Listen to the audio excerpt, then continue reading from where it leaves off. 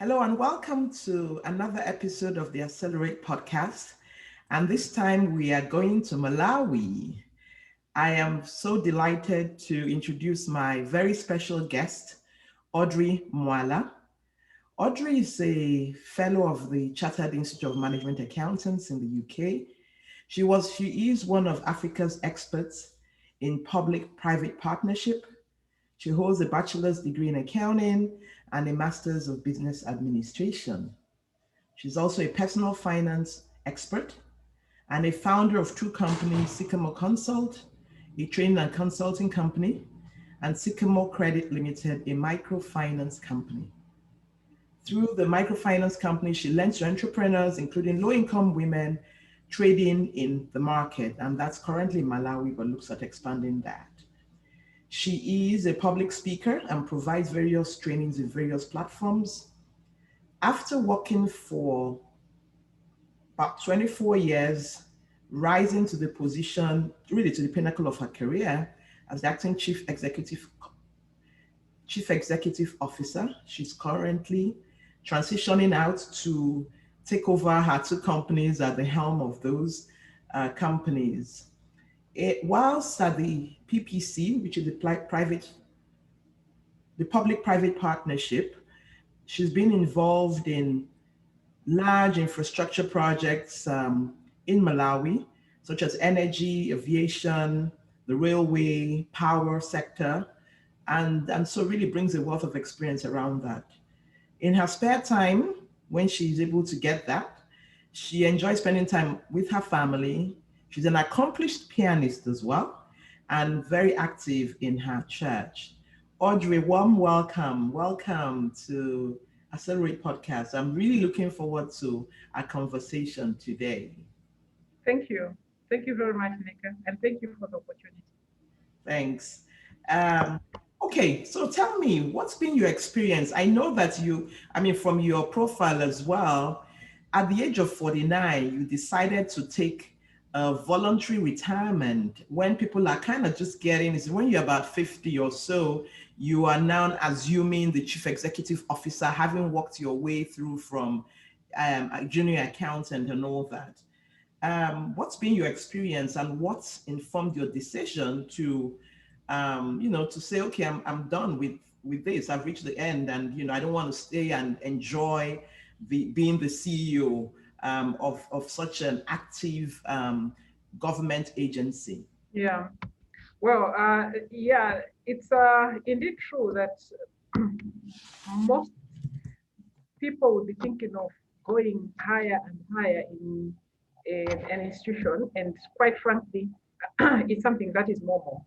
So for me, it's been an interesting journey, really, because I have been at the institution, the public-private partnership institution, for a long time, really 24 years.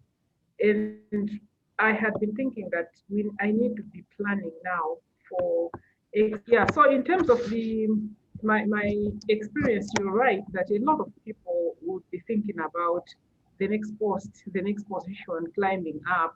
But then for me, I found it different. Somehow, after working for 24 years, as I was getting to the 24 years, I was increasingly beginning to realize that I believe I have learned enough. I believe I have contributed enough.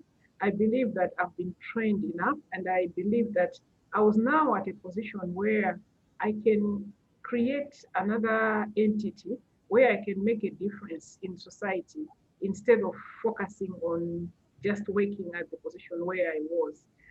Quite frankly, it's been an exciting journey where I have learned a lot in the 24 years I've been at the BBC, and especially the time when I was acting as Chief Executive Officer. It gave me a lot of opportunity to learn in terms of resource mobilization, to look at human capital development and management. I had an opportunity of getting my way into to lobby from government entities and development partners, but also to negotiate. It's been a great experience to also learn to come up with business case, a proposal where somebody in government or the development partners like World Bank would say, yeah, we think it makes sense. I think we are happy to put our money there. So it has been quite a great journey of learning and growth. But this has been a long journey, not only for the period where I was acting as chief executive officer, but also during my entire career as a public-private partnership employee, working as director of project finance and risk analysis. It's been a lot of analysis, report writing, due diligence, and ensuring that we are looking at these several projects under our office, which were not just focusing on one sector, but it also focused on several sectors. Right. And that's also another experience, really, to be able to understand how the power sector works, how the water sector works, the opportunity to have a multi-sector experience, which is not really an experience that many people would have. So it's something that helped me to grow, I believe. Yeah. So Right. really, my experience has been great. Yeah, I know, fantastic. And I mean, it's commendable to get to the height of that and to also be known as one of Africa's top public-private partnership experts. Out of curiosity, what was the volume or percentage of women involved in the private sector um, partnering with the public sector on these large projects? Were there any? And how do you see women getting more into those big, larger projects? Well, in terms of the impact, so from that perspective, it is difficult to say whether there was a woman behind it or not, but it has mostly been institutions. So we've been dealing with institutions like Motor Angel, like Valet, Motor Angel, and Valet from Brazil, Motor Angel is from Portugal. So we've been dealing with organizations like African Pact. So it hasn't been really individuals. So from a gender perspective, it's a little bit difficult. Okay. Okay. And I guess it's because of the volume of capital that is involved. So when you're talking of the very large private organizations and not necessarily, I mean, I didn't mean individuals, but probably in African-owned private companies, right, who are partnering. So I guess what you're saying is that you're finding that realize that it's actually overseas private in the companies that partner with the public institutions. Would that be right to say so? Yes. Okay, okay.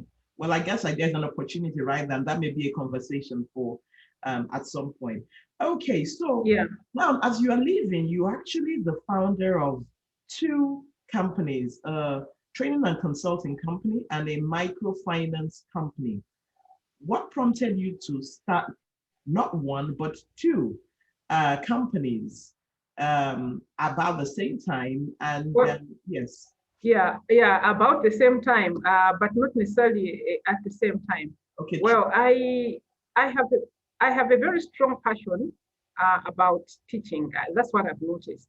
Because in my work at the Public-Private Partnership Commission, I found myself going beyond the public-private partnership, just doing the work together, to actually doing the training, training people on public-private. And I went also beyond the confines of my office, where my my attempts to my efforts to do the training for public-private partnerships was not only to deliver the job requirements of my office, but I was also contracted by other entities to train people on public-private partnerships.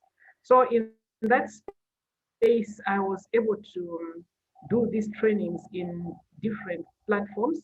I remember doing this in many countries. I've done this in Kenya, Tanzania, and I have been in Dubai, I've been in the US, I've been in Australia, I've been in South Africa, literally to teach people on different topics regarding public-private partnerships. So I have just found a very strong passion in imparting knowledge. And besides myself being a specialist as a public-private partnership specialist, I am also a specialist in project finance. So one of the areas also is also teaching that aspect where we look at how to structure infrastructure projects, but also the aspect of developing financial models. So it's an area that I've been very passionate about. But then I noted that besides corporate finance and project finance, I developed a very strong passion with regard to uh, wealth creation and personal finance development. And this is now what prompted me, it's what really led me to this journey of setting up the training and consulting company. Because under the training and consulting company, Sycamore, my passion has been to teach people about public-private partnerships and also about personal finance. I came to the realization that a lot of us are unable to move or make any progress in our personal finances simply because we were never taught the subject at school. The focus in the school system is teaching people how to manage or account for the finances of the institutions, but there is no attempt to teach people to manage their own personal finances and grow. And as a result, you see that the majority of us simply go by. We don't plan like an institution would plan in terms of their future direction and growth. And as a result, we are stagnant oftentimes on one place. So I developed that very strong passion to teach about personal finance and wealth creation, along with public-private partnerships. So in my effort to do these things, because I was just passionate about doing them, I felt like I would be more structured if I do them under a company, and that's how I found myself setting up Sycamore, a concert. And I also noted that the demand for my services were getting a little more increasing to a point that it was necessary that I should have a team on the ground that will be helping me to deliver. Because if I have to be to do everything myself in terms of organizing, taking calls, it wasn't going to be practical. So I had to do some leverage to bring in people that I can leverage on their skills. Yeah, so you were talking about how you were prompted to set up the microfinance bank. Yeah, so I was saying that what prompted me to set up the microfinance bank, quite frankly, was Robert Kiyosaki. He's a man that I've never met, but somehow through his writing, he talked to me and told me to set up this microfinance company. And really, the idea was from a book that he wrote. And I remember traveling to the US, and on the way, I got a book in one of the bookstores in South Africa, and reading the book in the plane. Before I could even finish reading it, I think I got my message that he wanted to communicate to me, which was to set up a microfinance. Really, he was coming from the aspect of explaining the concepts of wealth creation, something that most people just find confusing. And he was trying to share with us how it works. And he took an example of the financial institutions, which are the banks, showing us how they create wealth. And the methods that he explained on what works in the banks, I got it very, very quickly, especially from my financial background. And I said, I'm going to also do the same, but I will start small. And I thought the best way to start was to set up a microfinance company and grow it from there. So that's how I got myself there, because it's not something that I had in mind, like from. Yeah, you always talked about that. Oh, I'm going to own a microfinance. It was not something you talked about. No.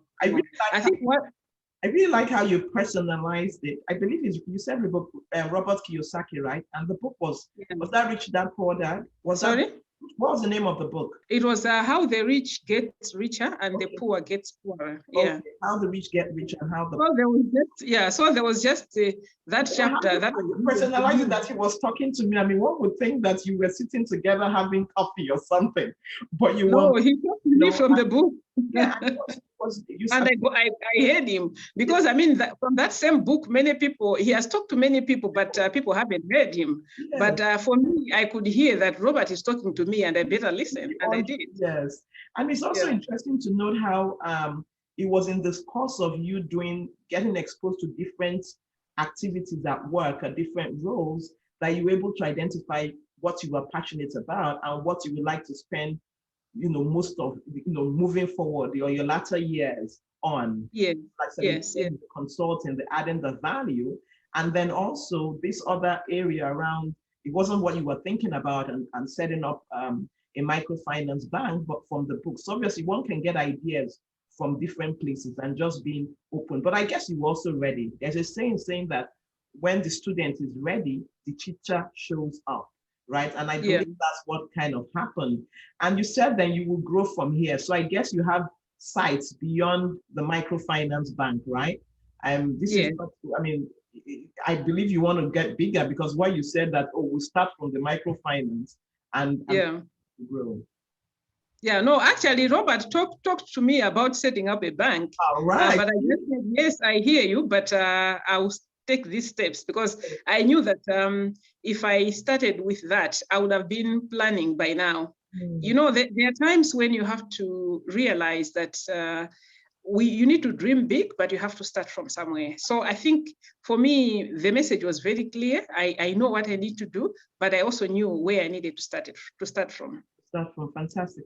Okay, so I mean, you are now a government employee, now setting up a microfinance bank.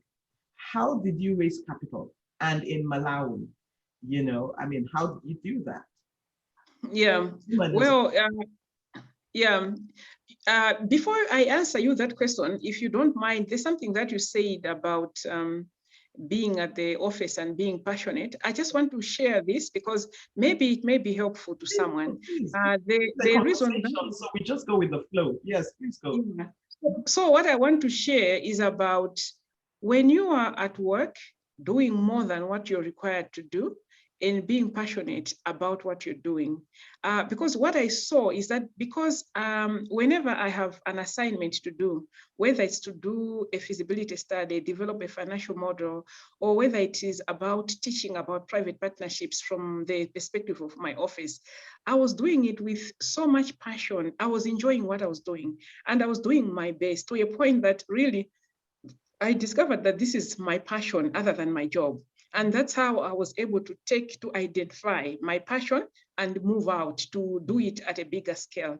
So that's something that I thought maybe somebody could pick an idea from, because I think sometimes we work just for the sake of work, but I think if you work beyond work, you're going to enjoy what you're doing. And quite frankly, for me, traveling around the world to teach about public-private partnerships and teaching about financial modeling is something that I've been very passionate about. And it is really something that I would like to live that life because that's what I've enjoyed.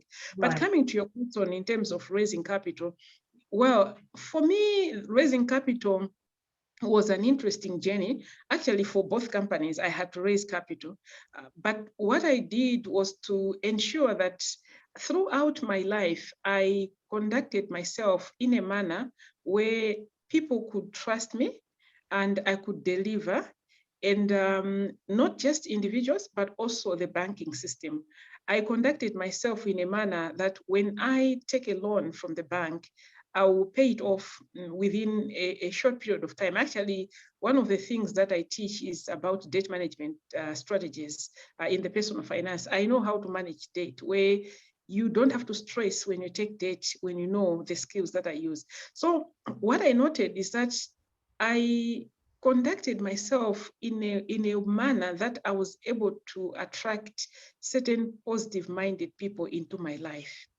And quite frankly, in the microfinance company, I was able to bring in 3 people, 2 individuals and 1 company. But that company that I brought is a company that I had selfishly worked for as a director and contributed so much. And they saw the value that I was bringing to the company. And they had trust and confidence that if they bring their money to me, I'll be able to take care of it and I'll grow it and I'll give them a return. In the other company, the training and consulting, I actually have also one person that I knew from years in my high school, but there's another lady who is a CEO of one of the banks in Malawi who came and also became a partner. But this is not someone that I have known before. I think the few times that we have interacted, but very, very few, she was able to make a conclusion that she can take a risk with me and gave me millions of money to put into this company. What I noted is that there is an aspect of your conduct that will allow people to bring. It looks like there is money out there. That's my conclusion. There is money out there, but it is looking for people that have got ideas, people that show commitment, people that can be trusted, people that also show results, people that show that when you give them money, they are going to faithfully use it and they'll be able to give you back. I think there is that element of trust, and that element of trust is also there not only in individuals, but also with the financial institutions. Because I remember even there was a second time when I was raising capital again for the microfinance. I remember talking to some banks, and they told us, no, according to our policy, lending to a microfinance company might be difficult because of our policies, but also because the company hasn't been around for a long time, but we are willing to lend to you. Why don't we lend you? And then you take that money to your company. Mm-hmm. You know, I found that to be, again, the issue of trust, where the bank trusts me. Right. So I think that's something that is also intentionally done. Well, I guess that's your character, but then also realizing that it was important, right? And ensuring that, you know, you develop that trust with the different people. But I also want to add also that you also, I guess, beginning with the end in mind, right? Where, because you could have said, no, I'm not, I can really, really bootstrap and really, you know, struggle by myself and all of that. But I can see that you thought bigger. I mean, obviously you have your mind at a bank that why, you know, let me start with microfinance. But so immediately actually trying to raise capital and knowing, you know, another thing is that you, from what from what you're saying is also the, you know, the intention of, I don't necessarily need to own this business 100% right from the beginning. Yes. You will willing to kind of let more people in rather than saying, oh yeah, all this is for me. Can you speak into that? Because you obviously started that from the very beginning. Yeah, that's true. Actually, in fact, both companies have got the same history. When I was setting up the microfinance, I approached a number of people. And then now when it came to a time that we should register, I noted that nobody was there to bring money on the table. So fortunately, I had some capital myself that I started with, and then I started operating. But it didn't take time, because when I started operating, now the very same people who I had approached before came now to approach me to say, no, we are interested. We would like to come. Now we can see you are serious. So I think there's also another element of what you asked about capital raising. People want to see that you're serious. And unfortunately, a lot of people, especially those that are not in business, they are usually risk averse if they haven't seen anything. They want to invest in something that they can see and touch. So I think if you can have a way of, if you have a way of making sure that you start, it brings confidence to other people because people see that you're serious. So that's something that I would say. But then what I from the way beginning, because I have been working in corporates for a long time, I know the structures that help corporates to grow is to have proper structures where you have more than one shareholder, where you have, because it helps in risk management, but also in just getting ideas and inputs and checks and balances. Because right now, quite frankly, as much as I own this microfinance company, but there are certain things that I can't do without getting the approval of the other shareholders. So that brings... Which is my next question, which is around the value of putting an advisory or board of directors in place. You have that with your companies. So can you around that? Because that was my next question. What's the value of doing that from an early stage in your business? Yeah, no, I think the value of having the board is that you usually board of directors are people that you pick from the industry, and they are picked from people that are very, very experienced. For example, right now, the chairman of the board of Sycamore Credit is actually the ex-chief executive officer of a bank in Malawi. So he's very knowledgeable about the financial sector, and he's got a big idea. Actually, he is capable of translating the big operations and expectations in a bank to make sure that our institution is also complying. Mm-hmm. And besides that, there are so many other experts in legal, people that I wouldn't have had the chance to get their skills from if I didn't have them on the board. The other company, the Sycamore Concert, the training and consulting company, the chairperson is actually the CEO of Malawi Stock Exchange. He is very, very experienced. He understands financial issues and education issues as to investments issues. So it's something that I learn a lot from them. So the value of the board comes in from the fact that they help in giving you the strategic direction. But besides that, they also bring in the discipline to ensure that you are doing things in the right manner.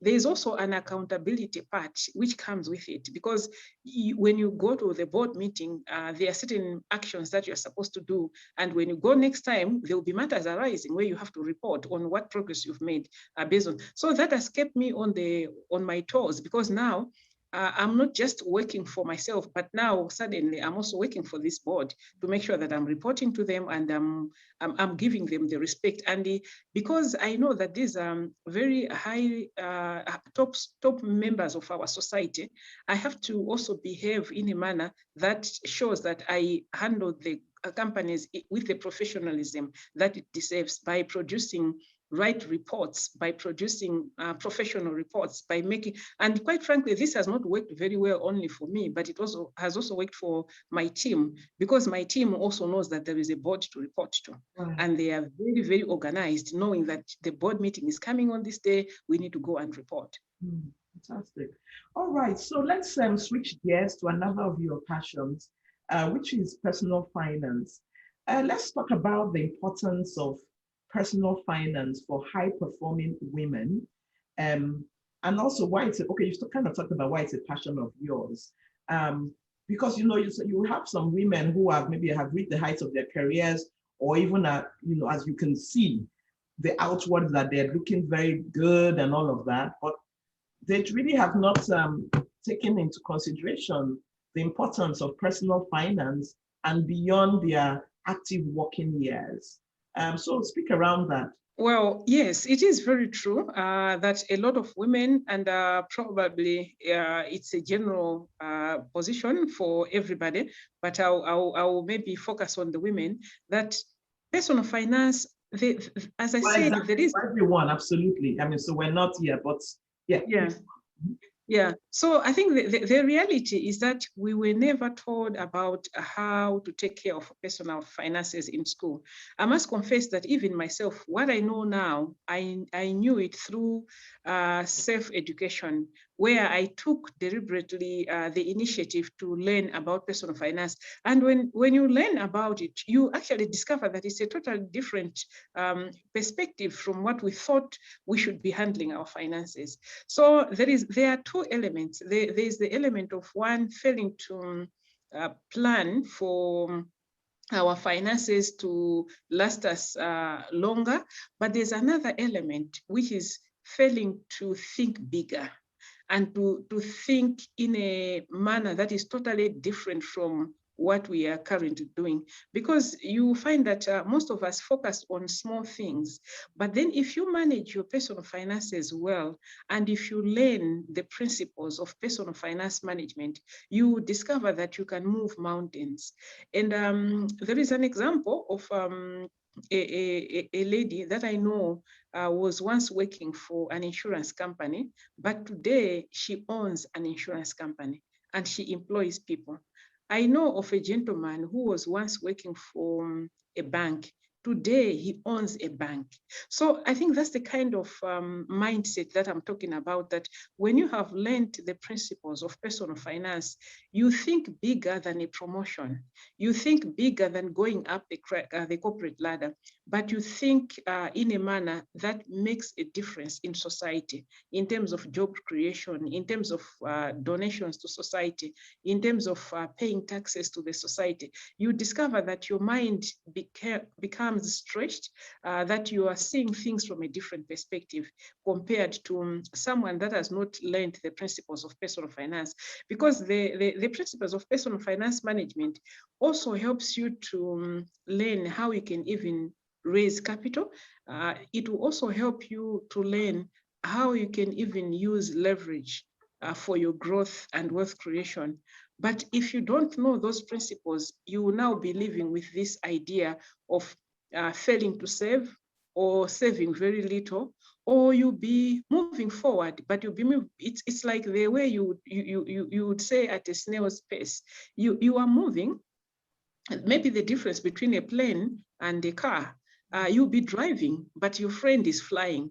That's the difference. And there's need for women to understand that there is also a plane as a mode of transport compared to a vehicle. So most of us are stuck on the vehicle side, and we haven't lifted up to see that there's also another way of doing life. So within your definition, I think can you just define to you what personal finance is? Because maybe I might even be limiting what I thought, because you've taken it to another level when you talked about thinking big and linking personal finance with thinking big beyond saving, like for retirement and all that. So just give me your perspective around what personal finance encompasses for you. Yeah, well, I think for me, personal finance is a process where one acquires skills of personal finance management that will help that person to create wealth that is beyond their ability to use in their lifetime,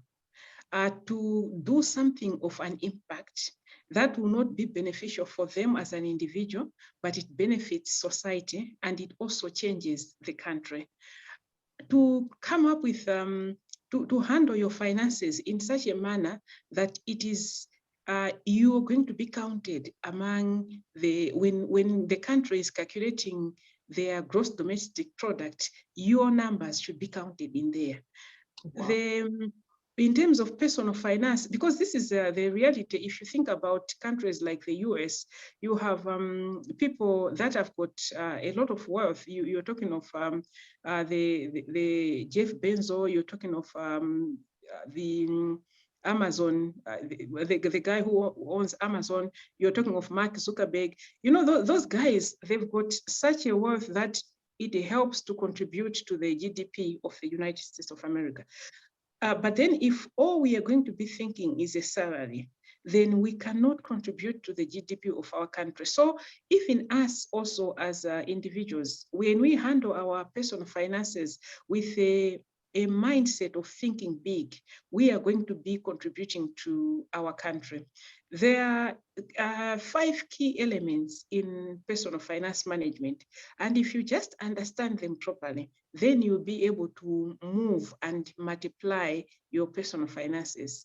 There is the aspect of income, there is the aspect of expenses, there's an aspect of liabilities, there's aspect of assets, and there's aspect of cash flow. If you can just handle these 5 key things properly, with the kind of knowledge that you get from personal finance training, you'll be able to triple your income. You'll be able to quadruple your income. You'll be able to, you start growing. You have to just learn how to handle these things.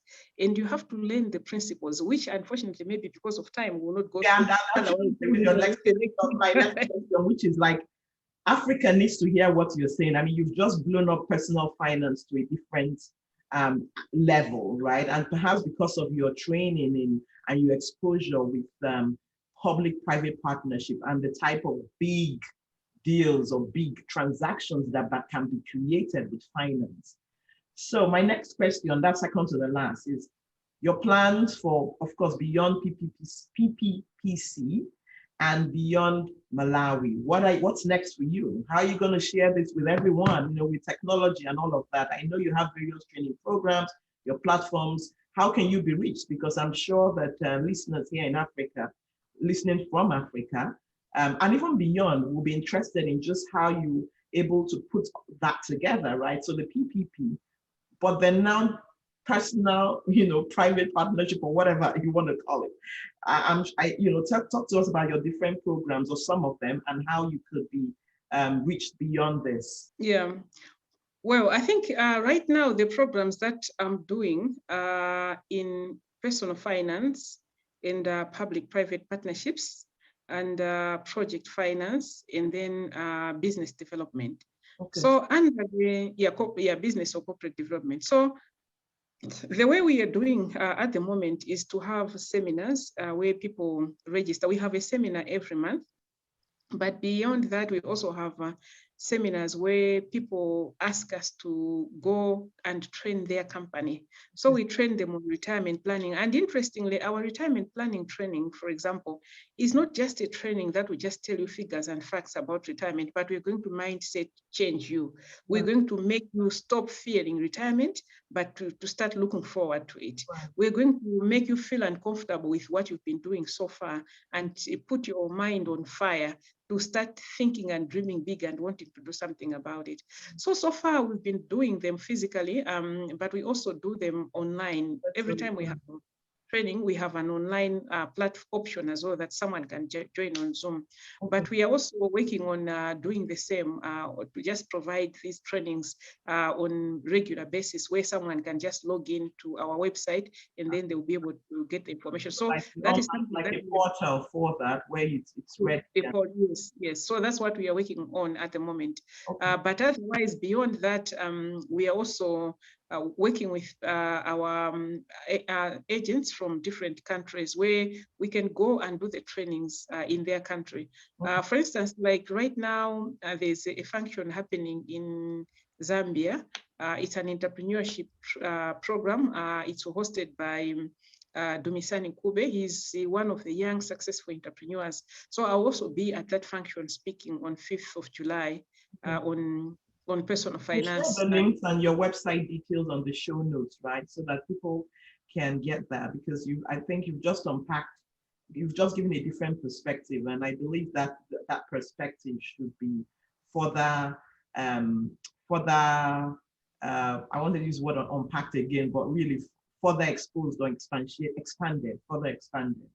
Okay, so my last question, I'm also mindful of time, is really your final words to a middle career person who is aspiring to be where you are, becoming an entrepreneur, or even an entrepreneur who is kind of just getting started, or even a high performing entrepreneur, because really you have the experience of having risen through the corporate ladder and now a high performing entrepreneur, even though I know you have your set for even things that are larger. So just any final words that we haven't covered, and then we'll wrap it up here. Yeah, so the final words that I would say to a middle, maybe middle man, yes.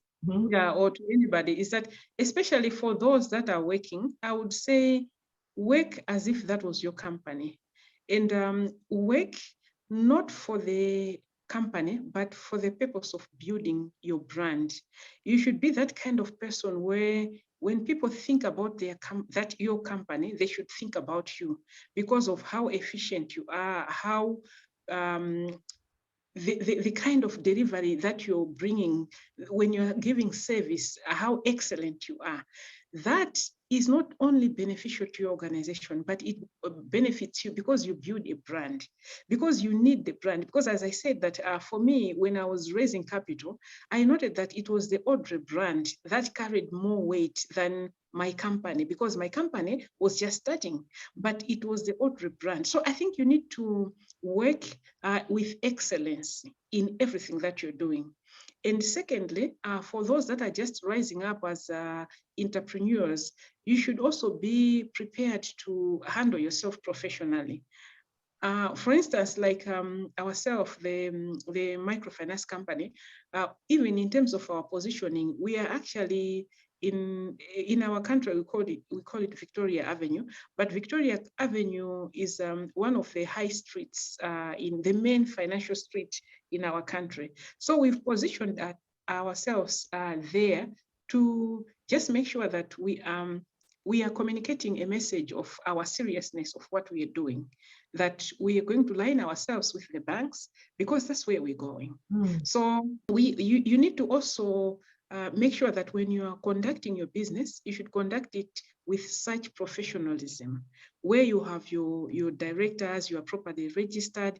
The other advantage I've seen that while it is difficult in terms of registration, that you start paying taxes when you're registered, but you also going to lose opportunities if you're not registered, because people want to deal with proper, because like, for example, we are able to train banks, we are able to train large financial institutions. But one of the things that they ask when they are giving us a contract is where your tax clearance certificate. So when you incorporate and you are formal, it helps you compared to operating like a briefcase business. But if you are properly registered, so my suggestion to the entrepreneurs is that it's better to formalize what you're doing, even though it is small. Actually, for me, the microfinance, you can't believe that I started by employing one employee, and I started by having one desk. I remember our first meeting, I had to stand up because there was only one chair in the company. But today we have the whole floor. If you go, on the most prominent streets, right? Yeah. Aligned with the banks. Obviously, Yeah. that's having your site, yes. And then what Yeah. about to entrepreneurs at your level or even higher? Any thoughts, or also maybe any book that has personally spoken to you, that the author has personally spoken to you, that you would like to leave with us? Well, I have read many books, but one book that repeatedly comes to my mind and I think I will not be able to get over it is this one book by Napoleon Hill, which is Think and Grow Rich. I think that book is revolution to me, and it also challenged me. It has got challenges where he says, name the kind of wealth that you want to create. Don't be shy. Name the figure. Be that specific. Write it down and put it somewhere where you can see. And actually, in my bathroom, I have a figure where I know every time. In fact, even on my